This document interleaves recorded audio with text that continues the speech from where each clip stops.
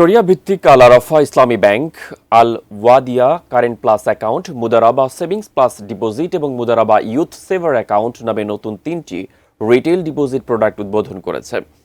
মঙ্গলবার ব্যাংকের প্রধান কার্যালয়ে এক অনুষ্ঠানে ব্যাংকের ব্যবস্থাপনা পরিচালক মোহাম্মদ রাফাতুল্লাহ খান প্রধান অতিথি হিসেবে প্রোডাক্ট 3টির উদ্বোধন করেন।